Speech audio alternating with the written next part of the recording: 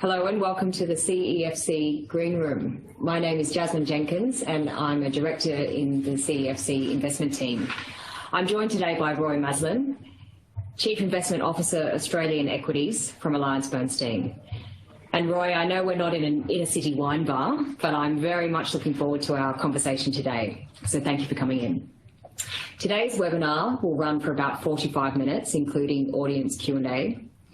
And before we get started, I'd like to acknowledge the traditional owners and custodians of the land where we are meeting today, the Cadigal and Wongal people of the Eora Nation, and pay my respects to elders past, present and emerging.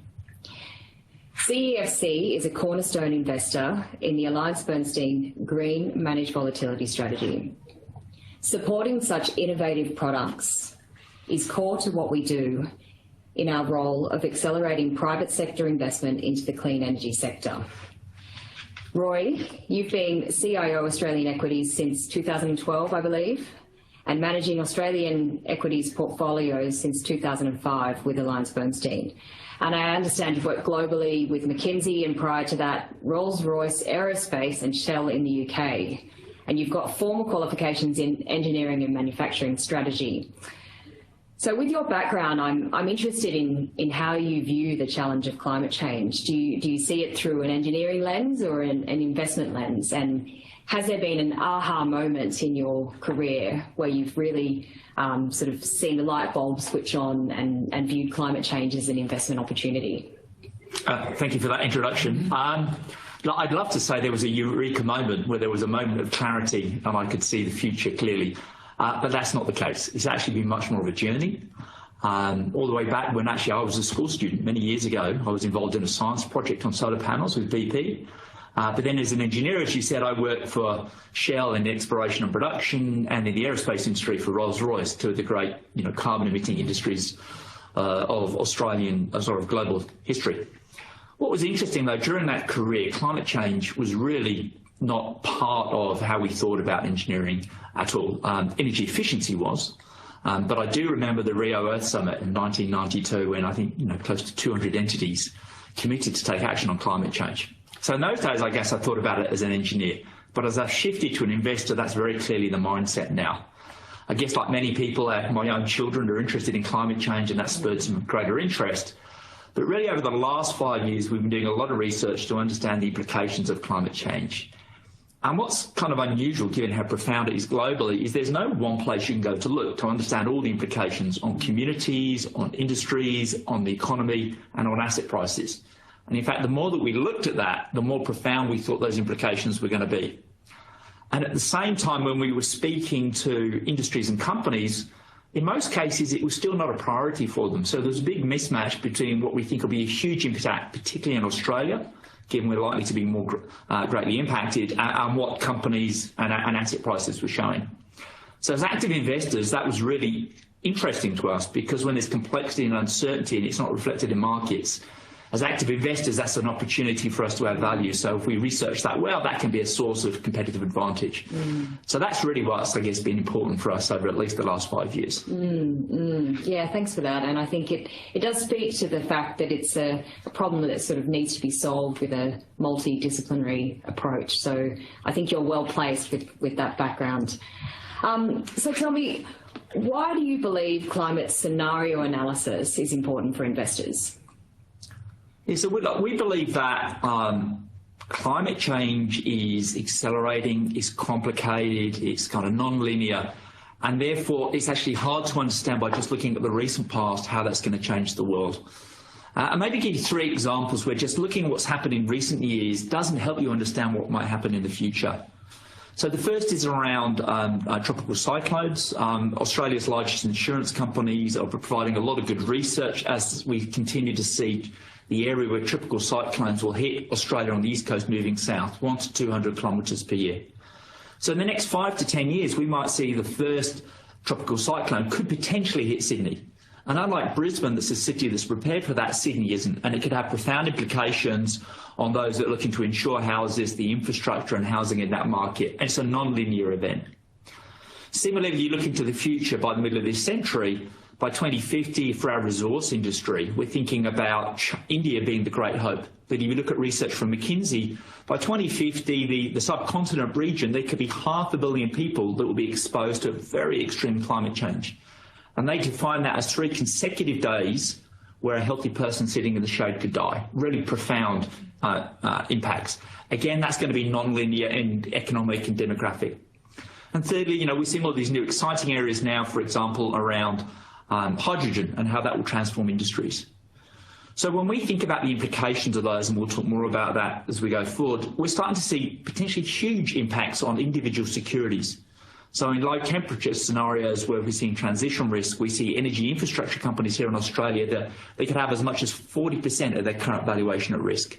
But importantly, in high temperature scenarios, we also see profound implications. So for example, the banks in Australia, we think some of those could have as much as 20% of their value at risk in high temperature scenarios. And in the food and agriculture industry, supermarkets negatively impacted as well, potentially in the mid-teens of value at impact. So we see that the value here could be quite substantial. And it's interesting because investors, and we've got a number of investors dialed into this webinar, but investors are managing uncertainty every day. And so how do you see climate scenario analysis as either different or analogous to some of the more familiar unknowns, such as trying to predict the trajectory of inflation or technology and disruption? Yeah, well, climate change is potentially one of the most complex and challenging areas of research we'll ever undertake as analysts and investors, because we're looking out multiple decades into the future, and we're looking at policy uncertainty and technology uncertainties. And it's not the kind of problem you can solve in one go. It's going to be iterative. So the way we think about that is, rather than just saying that's too hard, you have to start that journey to understand how it's going to impact markets. And although we are looking out, when we do climate scenario analysis, 30 years into the future, we think the best way to do that is to really simplify that at least to one level, by looking at 3 different temperature scenarios. One is a low temperature scenario, potentially aligned with the Paris aspiration of 1.5 degrees. That's kind of a lower temperature. A higher temperature scenario, perhaps in the 3 to 4 degree range. Some might argue it should be higher, and some kind of central case. So understanding the implications of all of those on asset prices, we believe, is important. And I guess to your point on asset prices, are we investors boiling frogs? And what I mean by that is, climate change seems to be thought of as a slow burn, or it's happening slowly. But do you think there's what could cause asset prices to move quickly, and what would accelerate our ability to integrate that into asset prices? So I think that's absolutely right. As investors, you've got to ask yourself 2 questions. What's the potential impact of climate change in each of those scenarios? And then importantly, when do we think markets will start to price it in? And they're 2 separate questions. Our general view on timing, though, is that that's likely to be quicker than many investors expect. Over the last year or 2, we're seeing a lot more focus on that, and we're starting to see some of those issues priced in. But we think it could be a lot faster. And there's really 3 prime reasons for that. The first is governments are setting policy around the world to decarbonise, and we're going to need to see a step change in energy efficiency to achieve that. So there's now 120 national governments around the world that have set a goal to be carbon neutral by 2050. We're seeing many states and territories also setting goals. As we know, here in Australia, every state and territory has a goal to be carbon neutral by 2050. And many major cities around the world, almost 500 of the world's largest cities, including, interestingly, Austin, the capital of Texas, are all saying this is the way we're going. It won't be linear, but that's the direction. Corporates are seeing this, and they're changing their behaviour now. So many corporates around the world, often some of the largest emitters in the energy industry, whether that's Shell, are looking to set very bold aspirations to decarbonise. And then you've got really provocative companies like Microsoft, who are looking to eradicate their entire carbon emissions since they were launched in 1970, not just for them, but their suppliers and their customers as well. And closer to home here in Australia, 70% of Australia's largest companies have now signed up to go carbon neutral by 2050, and many are using a carbon price to drive their investment decisions and value businesses differently. So governments are changing, corporates are changing, and now what we're really seeing is investors themselves are accelerating. There's probably now in excess of $6 trillion signed up to go carbon neutral by 2050, who are looking to align with a lower carbon future. If they deliver on that aspiration, this shift will be as big and potentially faster than the shift from active to passive investing and the growth of ETFs in global markets. So this is a really profound trend. So we think on average that this is likely to move much faster than markets are thinking, and we're certainly seeing acceleration in the last year or two.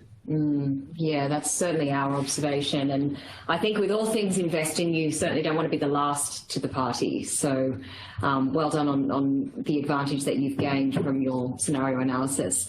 I want to dive into that a little bit and just understand in more specific detail how AB has developed scenarios. What sort of information did you draw on, systems, data, who did you partner with, those sorts of details?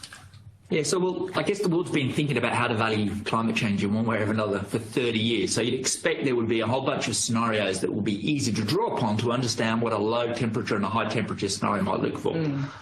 What's somewhat surprising is it's actually hard to find off-the-shelf scenarios that will be robust over time and across asset classes. I'll give a couple of examples. The IPCC have developed many low temperature scenarios. So which of those might you choose? And other entities like the IEA have developed scenarios, but sometimes they retire a scenario and introduce a new one. They're not consistent over time. And of course, they're funded by the energy industry, so you may not fully agree with some of the assumptions they have around, for example, carbon prices. So our view is that actually it's not easy to take an off-the-shelf scenario and apply it in a way that's helpful to analyse asset classes and, importantly, individual companies or securities. So what we believe you need to do is actually draw upon external expertise, including the IEA and CSIRO or Bureau of Meteorology, MIT. We have a partnership with Columbia. Draw upon those and combine them with your own research on how you think the world might work. What role will gas play in the transition to a lower carbon future? And build your own scenarios. The question then is, how can you build a scenario that has the kind of the rigour of the science of climate change, but also the business dynamics to link all those moving elements together? One of the tools that we've found is particularly helpful in this regard comes from MIT, the Sloan School of Sustainability. It's called the On-Road Simulator, and it enables you to make a whole bunch of inputs around how you think the world might operate in each of those low, medium and high temperature scenarios, and form a view as to how that works from science. How does CO2 translate into temperature, and how much of that CO2 might, for example, come from the coal, gas, oil, what that might mean for reforestation or deforestation, what it means for methane emissions. And what's great about that tool is it's got a strong scientific underpinning, but you're then able to develop your own scenarios at the level of detail that helps security and stock analysts to actually calculate the value at risk from each of those scenarios. So that tool is very helpful. As I touched on earlier, look, we've developed 3 scenarios. There's a low temperature scenario of 1.5 degrees. It's probably going to be hard for the world to achieve that, but we need to look at that. We look at a high temperature scenario of 3 to 4 degrees and a central case. And for each of those, we're understanding what's the transition risk around coal, oil, gas. I'm thinking about the physical risks. What that might mean for weather, for oceans, for health and biodiversity, and really importantly, what that might mean for economic growth and implications around the world. So by developing those 3 scenarios, that provides the bedrock to then go to the next stage and think about how we analyse the impact that has on individual securities. And I think that is the key for a lot of the investors that have dialed in, is really moving from sort of the physics of it and the science of climate change to economic impacts and then down to the individual securities. I want to come back to this kind of 40% drop in value at risk, or increase in value at risk.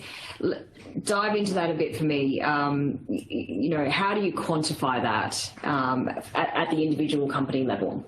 Yeah, so we've done a lot of work on the ASX 200, and what we're asking ourselves for each of those companies is how much of their current value is at risk in a low temperature scenario, a central case, or a high temperature scenario.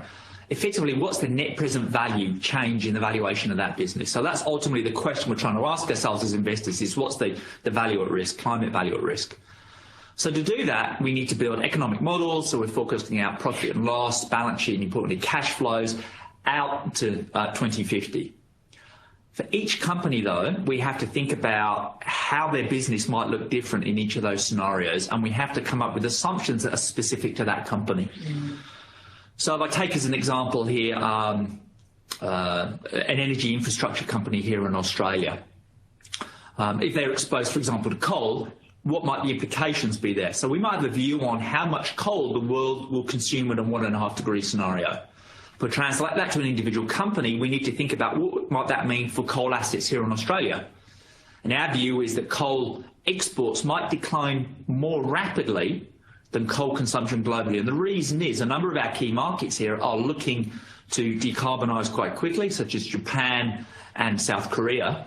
And other markets, such as China, would probably favour their own coal.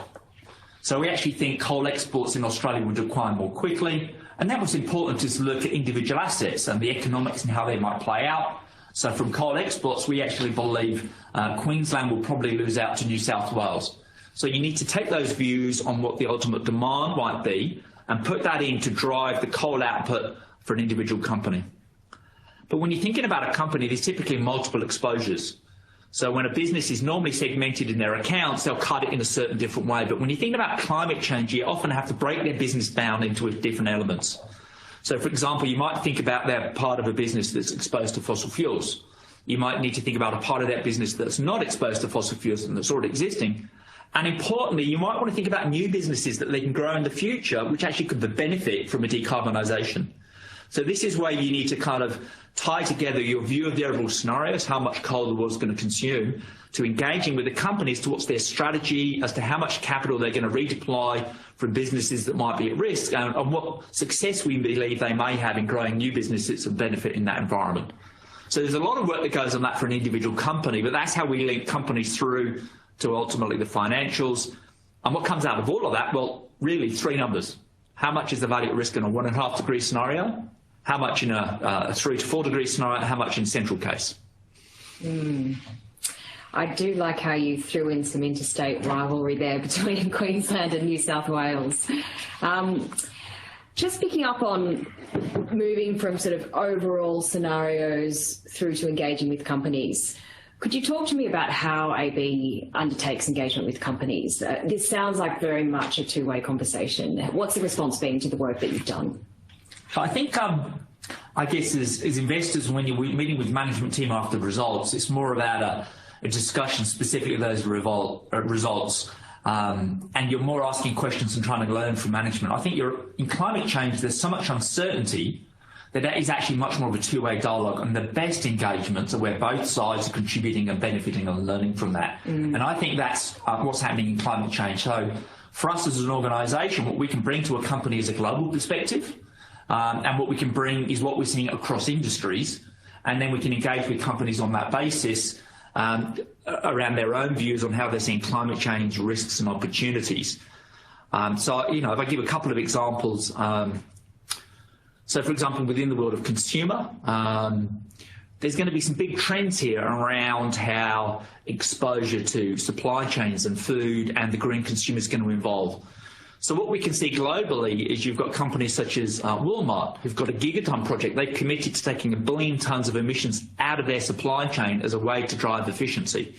And you've got companies like Ahold, which are actually starting to launch their first fully carbon neutral supermarkets to resonate and connect with their suppliers.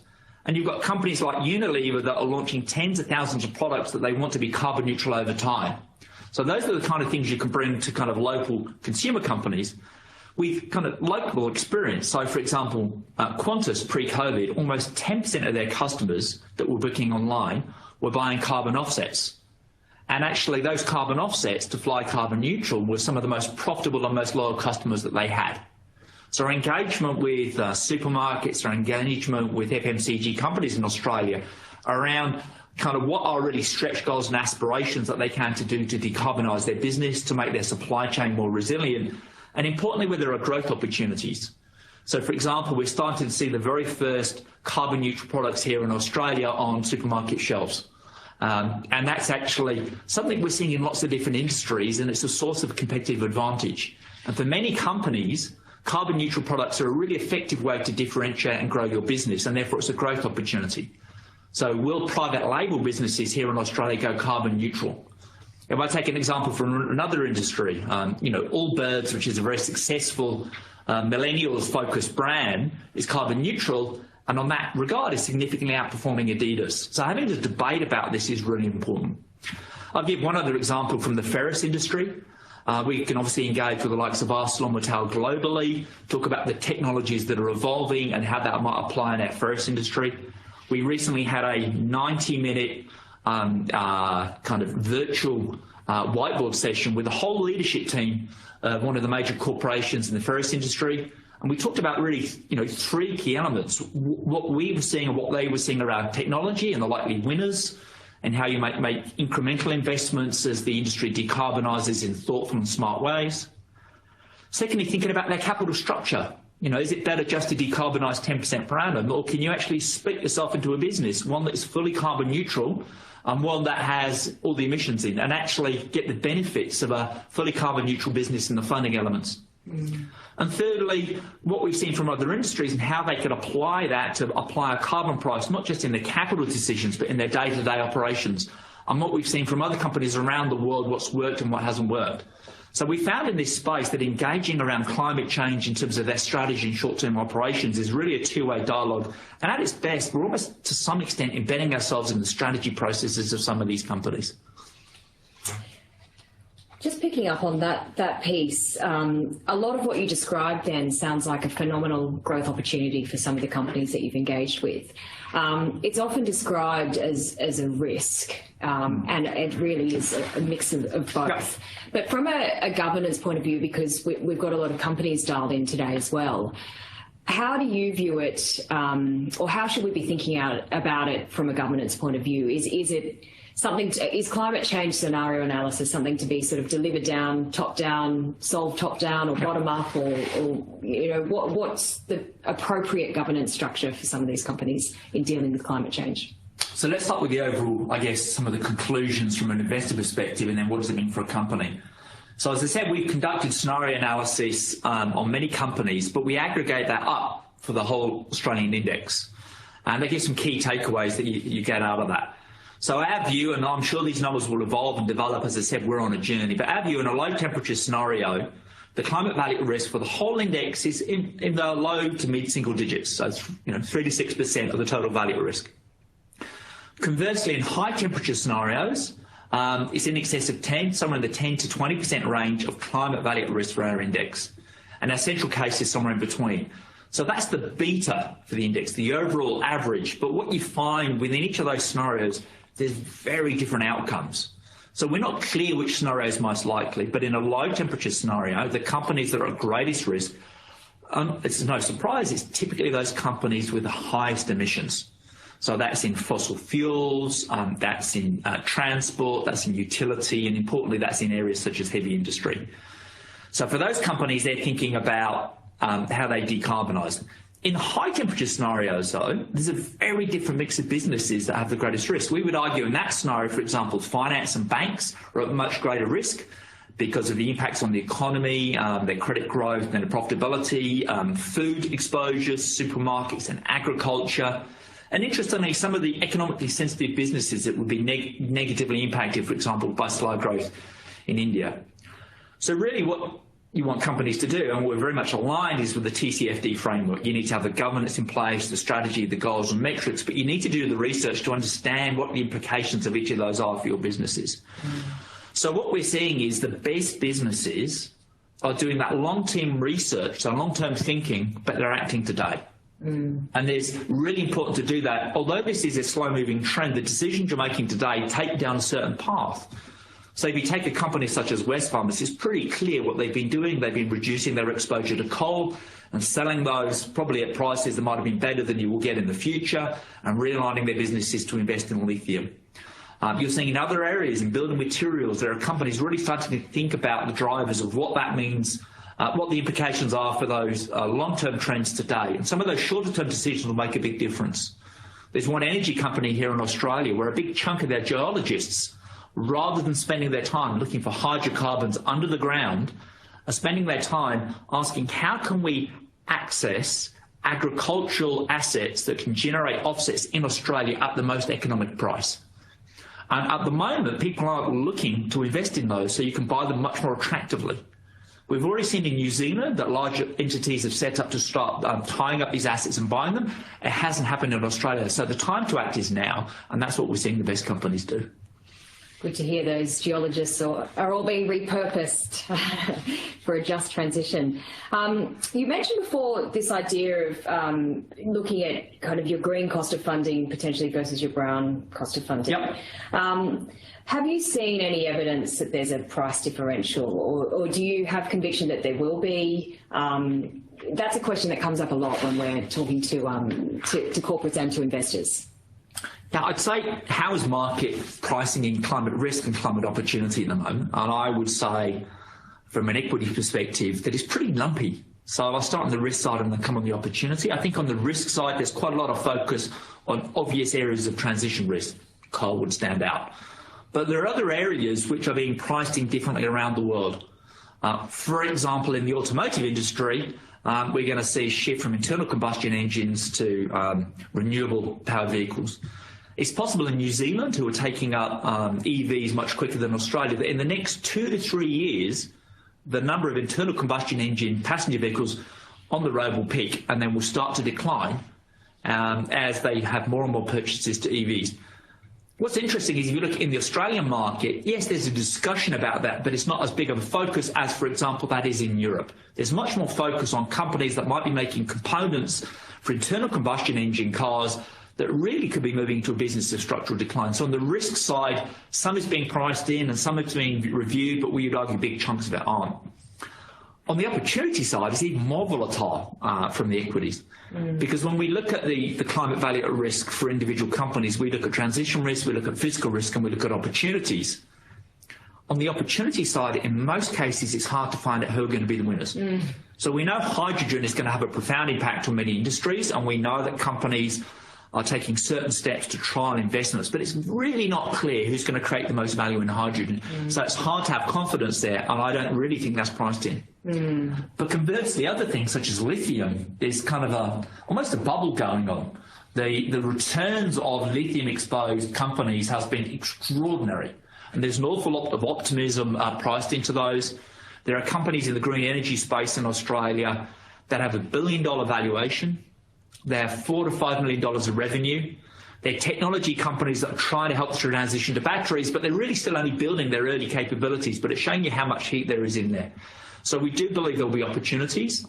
Some of it's going to get frothy and there's the excitement that will get priced in quickly, but over time, I think the best companies will do really well in this space. And we're going to see that across industries. And I think sometimes the mythical sort of investment alpha is as much about avoiding the losers, or even when the winners are harder to glean. So that's an interesting insight.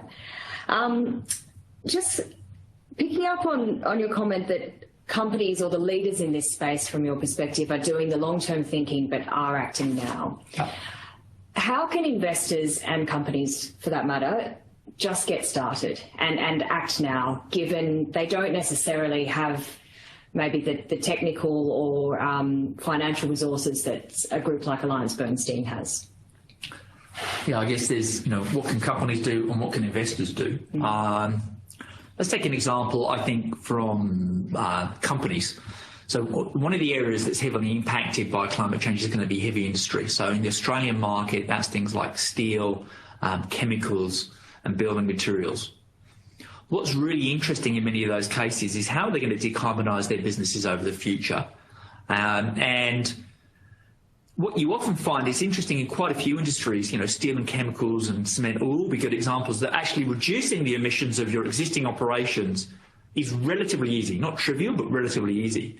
But going to a fully carbon neutral strategy may need an entirely new technology. So you can decarbonise a blast furnace, but fully carbon neutral, in our view, is more likely to be, hydrogen-powered EAFs. And in cement, again, there's a lot of uncertainty about what carbon-neutral technologies are. So the best companies are thinking about these challenges, And, they're setting up teams. So, one large building materials company in Australia and New Zealand has a team of 6 technology experts that are already looking around the world for the best technologies and how they can decarbonise cement, what additives they can use, creative ones such as using material from volcanoes, and what new technologies might emerge. So I think they're making the investment now to see what the opportunities are. From the investor side, I guess, that's the question about, what do you do if you want to start on the climate scenario analysis. It's really challenging. We've been going at this pretty hard now for 5 years to get to where we are and form a views on the overall market and individual assets. Ultimately, what you want to develop is a framework that's going to be robust over time, robust across asset classes, and really importantly, works at the security level. If you're just looking at the asset class level, in many ways, you're going to miss the important insights here. Unlike many factors that are kind of normally distributed, in the world of climate change, there's some extreme positives and some extreme negatives. The average doesn't help. It's really about the underlying assets. So how do you do that? I think ultimately you want to develop your own framework. That's taken us a year or 2 to develop that.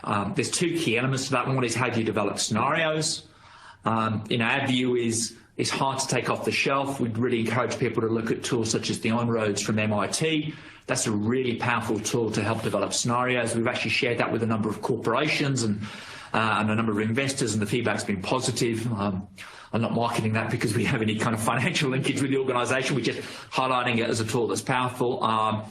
And I think that's useful to develop your scenarios. When it comes to doing the modelling of individual securities, and you're developing your own framework, we're in a view that actually, discounted cash flows is a very rigorous framework.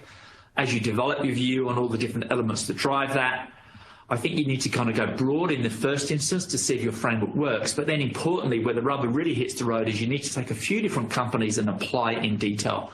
You need to roll up your sleeves and say, does this work for an airline? Does this work for a consumer company? Does it work for an energy company? Does it work for a financial company? Is your framework robust? And it's only through that cyclical and iterative process do you understand what your framework needs to look like, and really importantly, what are your priorities then for engaging with the companies themselves and for other experts around the world. Thank you. We've just got a couple of questions coming through from the audience, so I might run through a few of those. Does the diversity of scenarios available make it harder for investors to make decisions? I think that's... Yes, I think it's impossible to develop enough scenarios to have all the choices in the world. So I think to some extent, given the high degree of uncertainties, you want to simplify down to a relatively small number of scenarios, 2 to 4. We opted for 3, high, medium, low. However, within each of those scenarios, you can have very different paths. So let's say the world's going to go to a 1.5 degree future. You could break that down as to how much of the decarbonisation comes by geography, how much of the decarbonisation becomes by industry, whether you're going to achieve that through using offsets, i.e. through agricultural techniques to take carbon out of the atmosphere. There's a huge degree of uncertainty. Look, we formed a view that within each of those we draw upon our analysts to get a view as to the most likely outcome. Key questions such as, what will be the role of gas in the energy transition? How many trees might we reforest around the world in a low temperature scenario?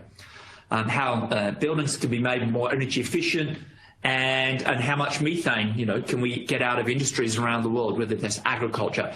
We formed a view on each of those. On individual companies, though, you have to run some sensitivities. So, if Japan at the moment has agreed that it's going to cut, if there's 140 coal-fired power stations that are either built today or or being planned to build, they've announced the closure of 100. If your investment is significantly worse if they decide to close all 140, that's a sensitivity you need to be aware of. So I think you're always going to have to do sensitivities at the stock level about the implications for scenarios, and I think scenarios will continue to develop over time. One of the hardest parts of all of the scenario analysis, though, is understanding the economic implications. So what's the economic or GDP impact on Australia in a high temperature scenario? Our view is it could be quite significant.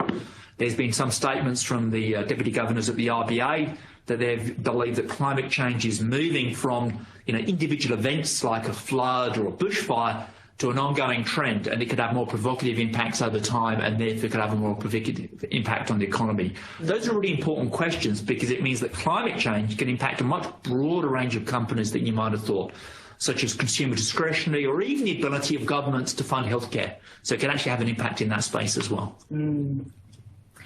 Yes, and I think in doing that analysis, one of the challenges is also trying to think of scenarios about what the reaction might be from, say, in your example, the financial regulators to manage stability risks and things as they come through the pipeline. Just another question here in terms of, you mentioned it's been a 5-year journey, but what's the next steps for AllianceBernstein in this research? So although we're 5 years in, we're still in many ways at the start of the journey, because there's a huge amount of uncertainty. Each of the elements, so government policy, every 5 years, the governments that have signed up to the Paris Agreement are going to commit to potentially new, more ambitious goals. That would have happened last year at COP, but it was obviously delayed by COVID. So that'll happen this year. We'll get a lot more information about government direction later this year. There's a lot of uncertainty around technology.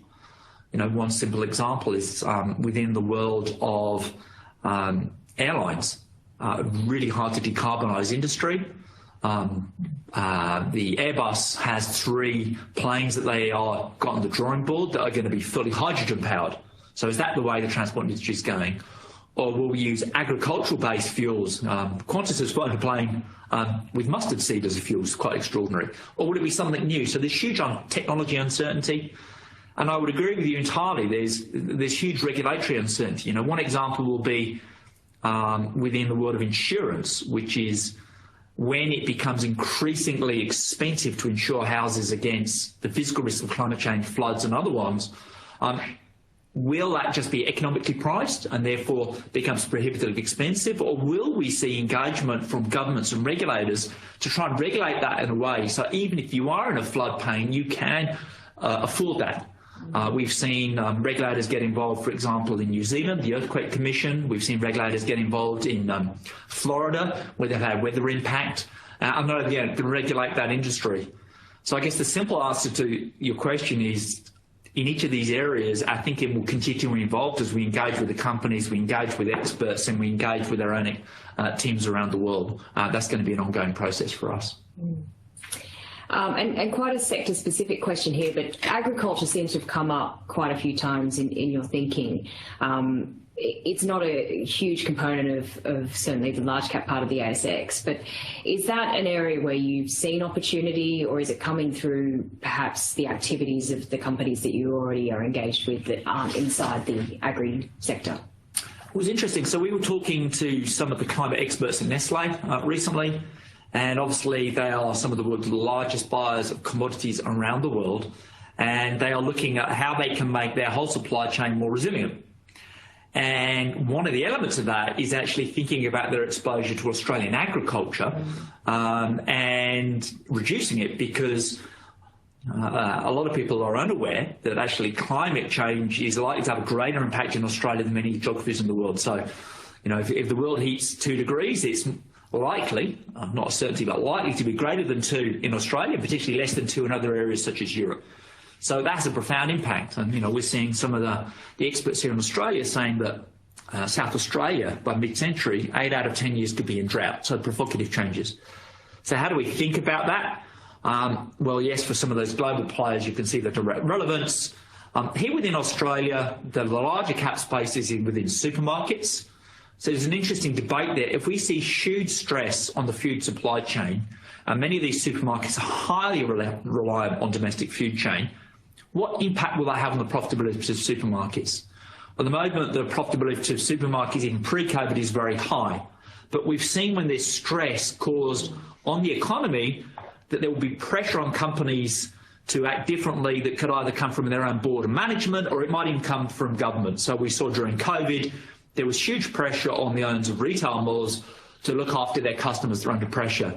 So what might this mean for supermarkets that are very profitable if many of their suppliers are increasingly being challenged by climate change? Does it mean that the value that's generated through the supply chain will have to shift, and some of that profitability will be used to support those suppliers? Our view is, yeah, there's a reasonable chance that happens, that it could negatively impact the impacts of supermarkets.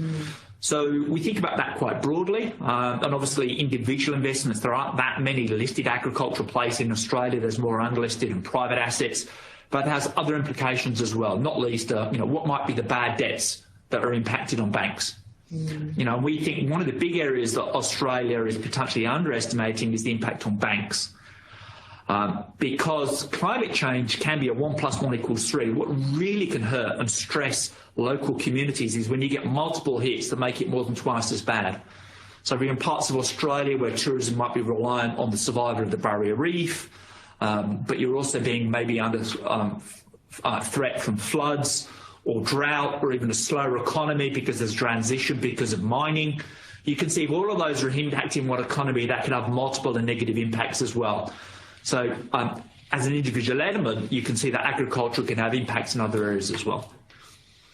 Yeah, I think it's, to your earlier point about we as investors, and I think as humans with our recency bias, find it hard to look past kind of what's just behind us or just in front of us. But the scenario you described and the impacts on Australia because of our sort of drier climate, it's hard to imagine in a La Niña year, but it's certainly not a remote possibility. I'll wrap up there, Roy. Thank you very much. It was very insightful and right down to the security level as well as at the global level. Thank you for joining us today, and thank you to the audience for dialing in and for all your questions. The recording will be made available after the webinar, and a couple of the resources that were mentioned during this discussion we'll put references to in the resources section. And I'd encourage you to help us improve the Green Room through completing the survey that will be available and appear on your screen at the end of the webinar. Thanks very much. Thank you.